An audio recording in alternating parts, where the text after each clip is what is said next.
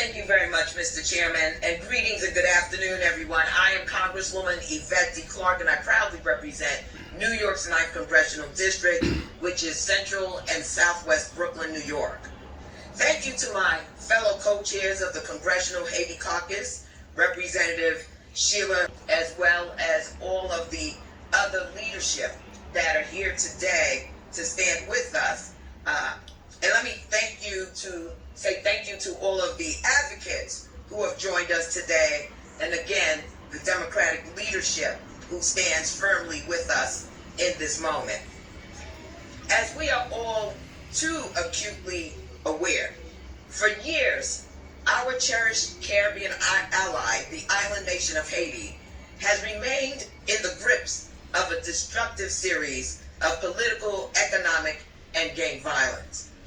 Now, Haiti has faced crises before, and that's true. However, nothing compares to the generational devastation that we are witnessing today.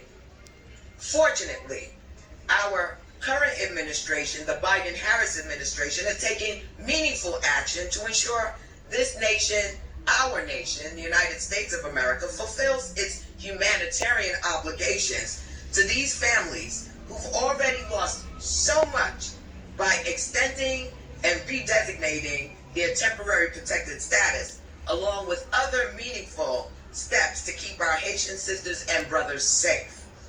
However, 45, Donald Trump, J.D. Vance, and the billionaires like Elon Musk disagree with our morality.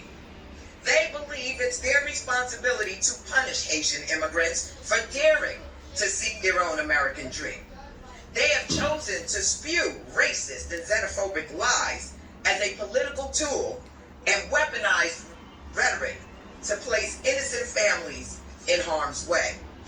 It's truly sickening to see the United States' most powerful prey on its most vulnerable through xenophobic and despicable disinformation.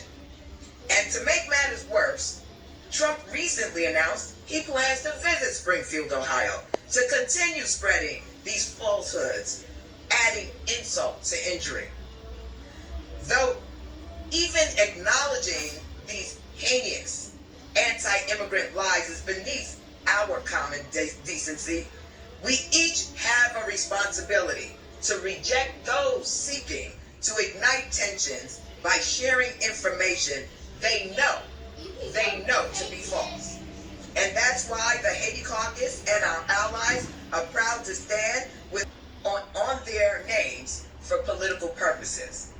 Haitian migrants who escaped national repression do not deserve to be slandered by racist fearmongers while seeking safety in our country. And we also and always will rise up, struggle, and fight for an America that embraces them as neighbors. Our land of liberty must continue to be a land of refuge and opportunity for those who are fleeing persecution, violence, famine, and all manner of humanitarian crisis. So today we stand together here as people of goodwill, people of good conscience, to say, as our chairman has said, enough is enough. Across this nation, we know of Haitian Americans who have made tremendous contributions to the building of our nation. In my very community, there are entrepreneurs, there are doctors, lawyers, you name it, who have been here for generations now, proud Haitian Americans who continue, notwithstanding all that this administration has done to dehumanize them, to stand and face this nation with pride and with dignity.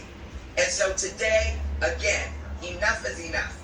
It is my honor now to bring to the podium my dear colleague and co-chair of the Haiti Caucus, Congresswoman Ayanna Pressley of Massachusetts.